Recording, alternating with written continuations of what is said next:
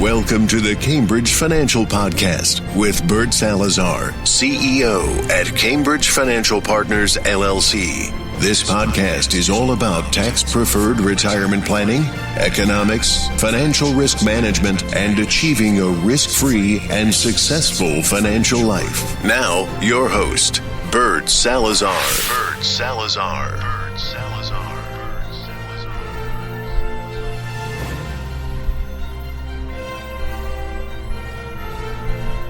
Hey, good day, everyone. Welcome to our podcast. This is episode 115 of your Tax-Free Life podcast. I'm excited to be here with all of you today. And today's going to be a short podcast, but it's going to be an important one because, you know, the title for this podcast is What's Good for the Goose is Good for the Gander. And I want to talk about three things that I think are going to be very important for all of you because last month, I went ahead and did 17 audits on new clients that were engaging me to go ahead and review their accounts and give them some recommendations and so forth. So I did 17 audits on financial accounts last month, and that included not only insurance planning but also tax planning. I looked at their tax returns for the last 2 years. I looked at their investment accounts and their asset allocation strategy and their tax allocation strategy over the last 2 years. Took a look at the internal rate of return on these accounts and trying to figure out what has been the internal rate of return on their investments over the last 3 years in this case. And obviously it doesn't cease to amaze me because although I have done, now this would be the 115th episode on my Your Tax-Free Life podcast, and I've done numerous videos and webinars and seminars and so forth. I still find that the vast majority of Americans are not prepared for retirement.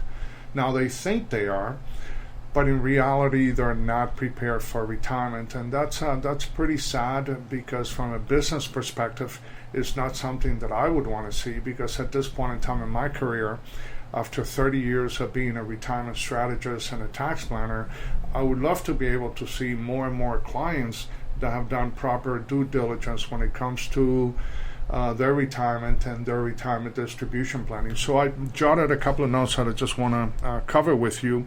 And once again, I want to go back to the torpedo tax in retirement, and I have covered this in previous podcasts and webinars that I have done. But one of the major challenges that our Americans are facing today is that taxes are going to be a lot higher in the future. Now, you've heard me say that, 1,000 times, and I continue to say that because unless you do something, there's an old saying that unless you adapt to change, you're going to become a victim of change. And the vast majority of you, sadly enough, especially my online community, you're going to become a victim of change as opposed to driving change toward your benefit and toward your side of the ledger. So the torpedo tax in retirement is a very critical one because it's one that none of you are expecting from a business standpoint. All of you are thinking that you're going to retire, you're going to start taking your Social Security benefits, that there's not going to be any taxation on those Social Security benefits. And then all of a sudden you realize that that's not the case. And what happens is if you don't handle the torpedo tax well, and if you don't understand how to manage the taxation of your Social Security benefits, which is what I call the torpedo tax, because it comes under the water unbeknownst to you until it hits you like a torpedo hitting a ship in the middle of the ocean, then you're not gonna know about it. By the time the torpedo hits you, it will be too late for most of you. So for those of you that may not be aware of the torpedo tax, when you retire, there's something known as a provisional income calculation. And the provisional income calculation is a type of calculation that your accountant is going to have to do for you at the point in time that you start to receive those Social Security benefits. And when you start to receive Social Security benefits, any additional income that you have coming into your side of the ledger, you're going to have to report for tax purposes. So for instance, as you start to figure out the provisional income calculation, you're going to take 50% of the Social Security benefits that you're generating in the year that you're filing your taxes. On top of that, you're going to have to add all of your ordinary income, and that would be any part-time income that could be, or full-time income that could be a W-2, that could be a 1099, whatever it may be. It could be a 1099-R, which is distribution out of your retirement accounts, which, by the way, retirement accounts are the biggest culprit of provisional income and taxation of Social Security benefits, because you have been living under a false sense of security for many years. You know, many of the clients that I engaged for the first time did not know that they were going to have to pay taxes on their IRAs and their 401ks upon distribution. But all of a sudden, now you have to take the distribution of those accounts and put them into the calculation to determine what percentage of your Social Security benefits are going to be taxed in retirement. And you do that under the ordinary income distribution structure. Then on top of that, you have to add your dividends and your capital gains. So if you had any dividends, or capital gains on that given year, then you have to take that information and report it under the provisional income calculation once again to determine what percentage of your Social Security benefits are going to be taxed in retirement.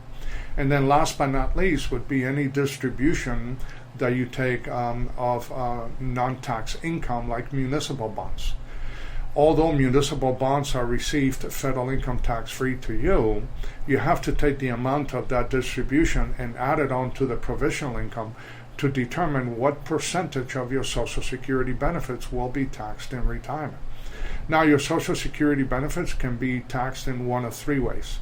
Either at 0%, which means you've done a hell of a job in managing the taxation of your Social Security benefits, or it's going to be at 50%, or a worst case scenario, 85% of your Social Security benefits may come into the taxable equation depending on the total amount of income that you have coming in for you in that given year, and whether that income has surpassed the thresholds that you can have. And there are two types of thresholds, one for single individuals, and then another threshold for those that are married filing jointly. So depending on where you fall, and if the vast majority of the income that you have coming in on any given year is taxable income from your taxable bucket or your tax deferred bucket, then pretty much most of you are going to have to report 85% of your Social Security benefits, and that is going to drag onto the calculation for the taxes that you will pay for the year. So one of the planning alternatives that you should have, and that most of you should have, especially after listening to my podcast and my videos for so long, you should have the optimum amount of assets in your retirement account, so the distribution of those assets do not have a negative impact on the taxation of your Social Security benefits. Because if you have to pay taxes on your Social Security benefits, you're going to have to plug that hole somewhere. And the only way you're going to plug that hole is you're going to have to go into your retirement accounts and take more money out in order to offset the taxation of those Social Security benefits. And therefore, you're going to pay even more taxes on those distributions anyways. The other challenge that many of you are going to have is that unless you plan it properly, and if you have way too much money in those retirement accounts, then the provisional income calculation is also going to determine, whether your Medicare premiums are going to go up in retirement. So you have to be very careful as to how much money you put in your IRAs and your traditional 401ks, because if you put too much and your account does extremely well and it grows quite rapidly, not only are you going to have to pay taxes at a higher rate at some point in time in the future on those accounts, but those accounts are also going to have a negative impact on the taxation of your Social Security benefits and the amounts of premium that you will pay under your Medicare premium once you get to the age of 65. Interesting enough, out of these 17 audits that I did in May, none of these clients had ever had a conversation with their financial advisors about, number one, what provisional income was, Number two, the taxation of their Social Security benefits and the impact of Medicare premiums and retirement.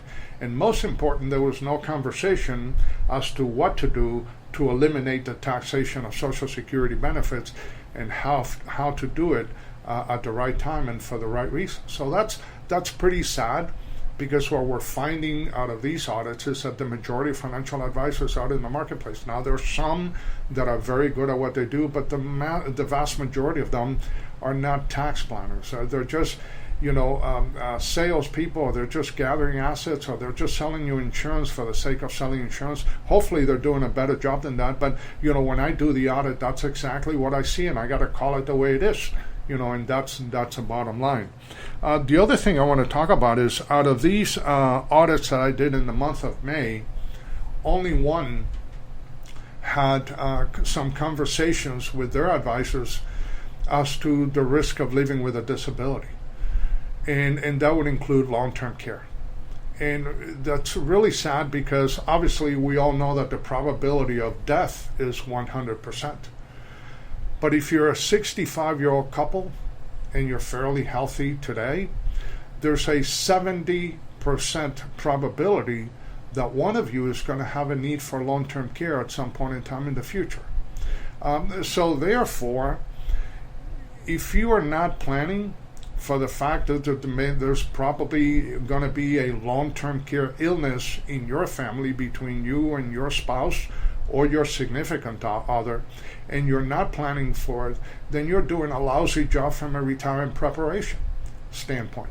Because at the end of the day, if the chances, if you want to jump out of an airplane and your flying instructor or your parachute instructor says to you, look, there's a 70% chance that we're not going to make it alive to the bottom, would you jump out of that airplane? Of course not. You wouldn't jump out of that perfectly good running airplane if you know that there's a 70% probability, 70 out of 100 times, that you're going to die when you hit the ground. You wouldn't do that. Well, then why are you doing that with your retirement accounts? Because you know that if you have a long-term care illness or a long-term disability that you have to cope with, then you're going to have to invade more and more of your retirement assets in order to cover those expenses. And if you do that, not only are you going to run out of money before you run out of life, but you're going to run out of money a lot quicker than you intended to. And most important, if you invade so much of those retirement assets to the point that you're running out of money before you run out of life, what's going to happen to your surviving spouse? How is she or he going to be able to make it through retirement on just Social Security benefits? You might as well sign the death certificate for your survivor as well, because you've done a lousy job in not managing such a high risk.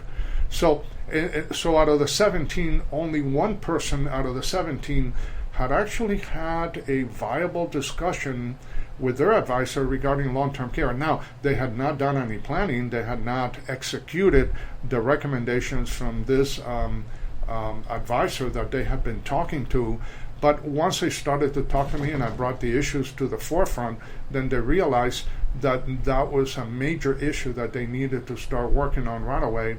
And obviously they wanted to do it with me because I was going to take care of all the other risks of the fatal four that are so important and so imperative for them to take a look at as they are approaching retirement in their new retirement life. And then the last point is that the risk of living with eroding factors. In these audits that I conducted for these 17 clients, what I also realized is, number one, the asset allocation was there, but even a monkey could have created those asset allocations, because anyone with a little bit of common sense could have done asset allocation for those clients. But there was no volatility protection. So those accounts actually over the last 5 years had actually gone up and down several times. Although we had been living through the longest bull market in American history, some of the investments that these clients had actually dropped in value. And then obviously the last few months, it has been havoc for the vast majority of these clients that I reviewed in the month of May. And they were very concerned because now they had less time in that rope of life. They were getting closer and closer to retirement, and they wanted to avoid volatility, but there was no way that they could do it in the retirement accounts. And then the last issue was a taxation issue. None of those retirement accounts and none of those advisors had done any type of tax planning, and that's why there's so far and few of us that are able to help you, because as a retirement strategist and a tax planner, that's what I do every single day of the week, is not only to put together an asset allocation portfolio for you and your family with your retirement accounts and or any other assets that you may have, it's also how to create a tax efficient portfolio for you and your family, so I can reduce your tax liabilities every single year, and hopefully you get to a point where you can definitely enjoy what this podcast is all about. It would be a tax-free retirement life. So it's really sad from that perspective, because I have noticed, at least in the 17 that I have done, and by the way, that is a rule, not the exception, because a vast majority of audits that I do on a monthly basis, and I've been doing them for many, many years, these are some of the things that I find. I do find some planning, overall planning, but there's no drill down planning into the risk of dying too soon, the risk of living too long, the risk of living with a disability, and then the risk of living with eroding factors like, taxes, inflation, stock market volatility, interest rate volatility, propensity to consume, and all of those issues that are so critical for all of us wishing to have a successful retirement life. So, once again, it's important that you pay attention. If you do need to get a hold of me, please feel free to call me. You can reach out to me at area code 786-766-1042. You can also send me an email at Bert, B-E-R-T, at bertsalazar.com, BERTSALAZAR.com. And always remember that my goal for you and your family, and for all of you that are listening faithfully to my podcast every single week, is to kind of help you change the way that you see things, because when you change the way that you see things, the things that you see change. So once again, have a great day, and I'll talk to you soon. Take care. Bye-bye.